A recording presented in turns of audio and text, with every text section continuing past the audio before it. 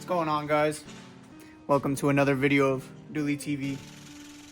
This is my 2002 BMW E46 330CI, and today we're gonna go over what I've done to it so far and what I still want to do to it, what I like and dislike about it. Yeah, first let's talk about the most important part, arguably, the motor. I've done absolutely nothing to it. It is bone stock. I've only done maintenance. When I first bought the car, I did a full cooling system overhaul.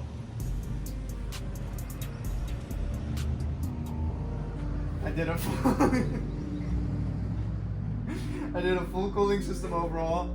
And I fixed most of the oil leaks because it's a BMW and it leaks oil that's just how it lives. The valve cover gasket, the diesel valve. Other than that, it's bone stock. In the engine bay, I put a Megan Racing strut bar just for extra strut. Alright, next we're going to talk about wheels and suspension. And yeah, so in the front of this car I have revolved wheels. They are wider than the rear. Don't ask me how many inches because I don't know. I don't pay attention and my memory is like a fish. In the rear I have Enki wheels, RPF ones. I use them as spares even though I brought them brand new. So for suspension, I got BC coilovers, extreme lows, and I did custom spring rates. We did 20K all the way around. And then I also put in an angle kit into this. If you remember the video of Moni saying Temu angle kit, wasn't wrong.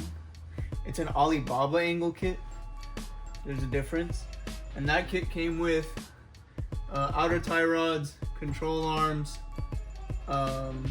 lollipop bushings, and a knuckle piece that you connect to the hub. As far as camber, the angle kit gives me a lot. It's most of the camber that I have is from the angle kit. And then I have my top hats on my coilovers almost completely maxed out. So I'm running as much camber as I possibly can be. As far as rear suspension goes, I am running a divorced setup. The same BC extreme low coilovers on 20K springs. This is basically the lowest it goes, almost, I think. But I also can't go any higher because I destroyed the little spinny things. I don't remember what they're called. Yeah. I like getting buck in this car. I actually just remembered. I put camber arms, solid camber arms in the rear, as well as adjustable toe plates. If you're an E46 person, you know that that stuff sucks. And you have to buy it and spend the money, but buy once and cry once. I mean, I didn't really buy the best brand stuff, but I still cried. I don't know if it's because I spent the money or because I bought bad stuff, but it works, and I like to get buck in this car. Alright, let's talk about the exterior of this car now. As you can see, I have the Ghetto Boy smoke tail lights. I wanted clears, and I wanted to do clear side markers and clear headlights and clear this and clear that. But unfortunately, since I have the bad version of this car, they don't make clears for the cabriolet, the convertible. So I settled with smoked. The previous owner of this car had a coupe taillight on this side, so it stuck out like half an inch further than it was supposed to, and it looked really hideous. So at that point I was just like, I saw the smoke tail lights and I was like, let me get those, and I'll put them in. As far as headlights go, I get a lot of hate for this, but if I'm gonna be completely honest with you, I don't care. They are single piece headlights. The original E46 headlights come as 2-piece, a corner and the main headlight. Got the halos in this, and it's like the black inners. So I think they're nice. I think they fit the car very well, and probably not gonna change them, to be honest. So if you're one of the haters out there, get used to it, buddy. It's my world, you're just living in it. So these are my fake E36 M3 style mirrors. My old mirrors. One day I woke up and went to drive the car when it used to be my daily, and my glass was just gone. So I'm a cheap guy, if you know me. I went ahead and ordered these on Amazon. They were like $20, and they don't look too bad. They look like Fanadors, but they work. So I did also do a hardtop convertible. Basically what happened was my soft top broke one day. As this was my daily driver, I had to fix it ASAP. So I started looking into how much it cost to fix or buy another soft top or whatever the case may be. All in all, I figured it was too much of a headache. So the same day I went on Facebook Marketplace, found this hardtop in Arizona for $2,000. I hit up the guy, I told him $1,500 because I'm a broke boy. And he said yes to $1,500. So then we went, me and Gus, thank you again, Gus. We went to pick it up, and I got him down to like $1,300. Fire, honestly. It's a $3,000 hardtop. I feel like I finished. Let's get it. Oh, and then right after I got it, I did a Alcantara headliner. Sorry, I can't remember everything. Alcantara headliner. It was super easy. I've done a bunch of headliners before and stuff like that. To quickly go over the underside of the car, I'm not gonna jack it up right now. It's like 100 degrees. I was like, it's hot. But I pulled off the resonators, and the muffler. So it's basically straight piped after the headers. It's not that loud. It just, it hops a little bit, which I like when I'm drifting.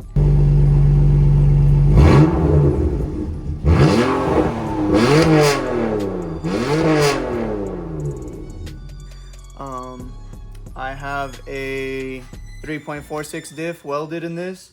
So this car does originally come with a 2.93 diff, and I needed a higher gearing ratio to obviously use the torque at the track. So I normally drift in second to third gear, just depending on what I'm doing. But 3.46 diff, first gear is basically non-existent, and it's welded. I did weld one myself the first time. It didn't go well. So I had my brother weld the second one. If you know, you know. I also removed the entire rear subframe and welded in the reinforcement brackets into the chassis. If you know this car again, you know that the subframe loves to tear off the chassis. So I went ahead and did that. I did weld that myself. It wasn't too bad. I just hope it doesn't end up cracking or breaking or ripping out while I'm mid-buck. And then on that same subframe, I put solid mounts. I also put solid transmission mounts. And then to talk about the transmission, I put an E34 M5 clutch kit, flywheel. I think it's a single disc. Pretty sure it's a single disc, I can't remember. But the flywheel, the clutch, and the pressure plate, it's all the E34 M5 clutch kit.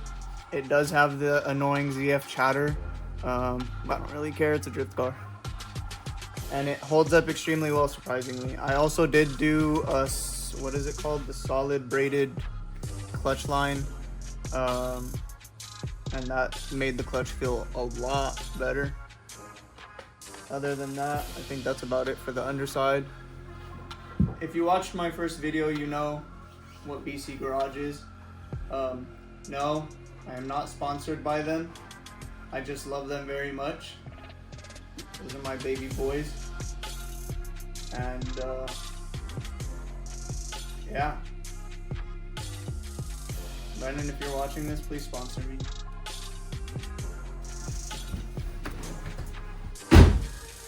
Let's talk about the interior now.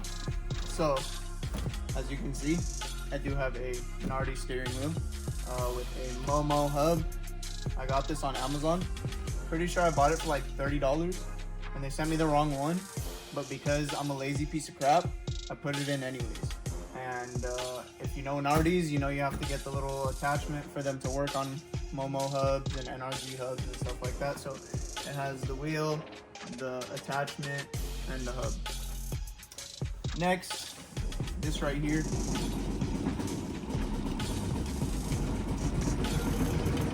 I got this from SoCal E46 Parts. It is a Drift HQ chassis mounted shifter. Thank you, Lorenzo. I appreciate you. I'm gonna put his tag up there. It's solid. I really like it. Short throw. I actually haven't used it yet at the track. I just put this in a month ago or so, and excited to see it. Excited to use it. As you can see right here, I have the Drift HQ e-brake handle. Unfortunately, I haven't been able to figure out what's wrong with my e-brake, so I haven't been able to use this. So it's just a showpiece for now. Next thing we could talk about are these seats. So they are NRG Prisma Ultra seats. They used to be red, but they were very faded when I bought them. So I tried to dye them, which did not work. They just turned burgundy. So I spray painted them.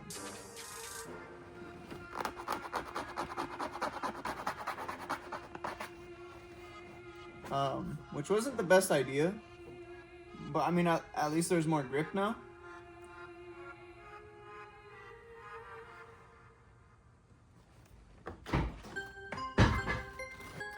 As far as harness and cage goes, I have the Race Quip harnesses.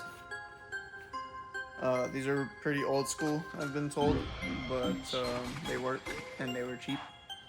And then I have purple ones on the driver's seat because my theme for the interior is black and purple. And then as you can see, I do have a roll cage. I didn't necessarily have to put a roll cage because I have a hardtop. But for my own safety, I decided to go ahead and do that. So the roll cage is a u-weld, u-weld roll cage. So it comes in pieces, and then you basically just have to either hire someone or weld it on yourself. I had Payne Metalworks weld mine in. I'll go ahead and put his tag right there. And I painted it myself. And then there is a fire extinguisher on it. I don't know if you can see it or not, but that is also attached because when you go to the track, especially ABS, they do want you to pass tech, and to pass tech you have to have a fire extinguisher in the car. Now I'm a sucker for full interior, so when I put the cage in, I went ahead and ripped the seats and did what I had to do to get the back seats in. Let's talk about some of the things that I want to get done on this car. First and foremost, I do want to do the M50 intake manifold for better airflow. If you know these cars, the M54 manifold is extremely restricting. The M50 manifold allows a lot more airflow to come in. While I'm doing that, I want to also do headers to get rid of the cats because they're also restricting. At the same time, during that whole process, I want to get rid of the secondary air pump as well as the EGR valve. And then when you do the M50 intake manifold, you're also getting rid of the DISA valve, which is another point of failure on these motors. And then I'll probably just do like a random air intake, cold air intake or so. I do want to end up turboing this motor down the line. I'm just a broke boy right now, so I can't do that yet, but I will do it someday. I also want to do a stud conversion for all four sides because BMW has stupidness. So I will end up doing a stud conversion. I'm not sure yet if I want to do a 5x120 to 5x114.3 conversion.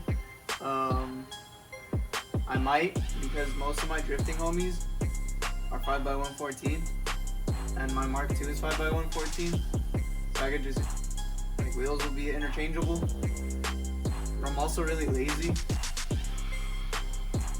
so we'll see. I don't know if you guys know what the HM body kit is, HM Aero Sports body kit is, but I'd love to put that body kit on this car. They have like a wide body kit. No, it's not like super wide or anything, but it looks a lot more aggressive, and then it makes the body on the E46 look Japanese, basically. I want to get either new seats or just buy new cloths, new seat covers.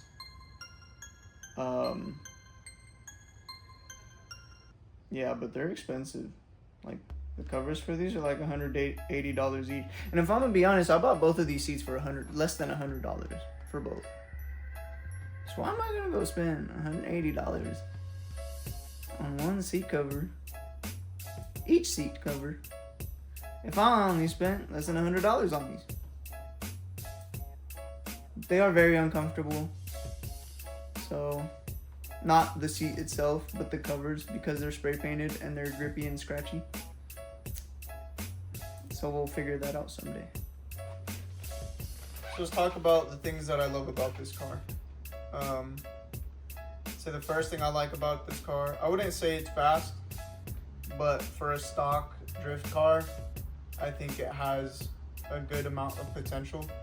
You know, if you have that driver mod unlocked, then you could probably get extremely sideways and do some gnarly stuff with this car. I'd say my second favorite thing, believe it or not, is my Alibaba angle kit. As cheap as it was, it handles. It puts up with everything. I broke wheels before I broke my angle kit, and I'm happy with it. It gives me enough angle. I'm able to do some crazy stuff with it.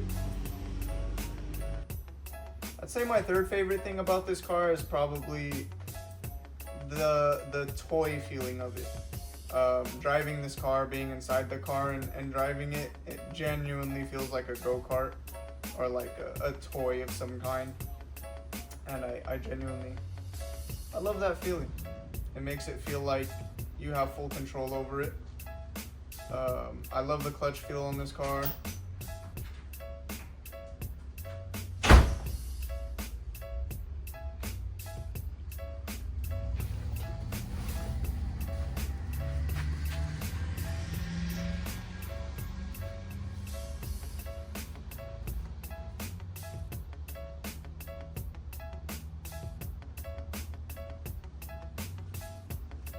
Now let's talk about some of the things that I hate about this car. It's a BMW. It leaks oil. I have done my rear main seal twice now, and I'm pretty sure that's still where it's leaking from. I hate the ZF chatter. I know I just said I didn't care, but if I want to like drive this thing like and just, you know, cruise with the homies or something, that ZF chatter is so annoying.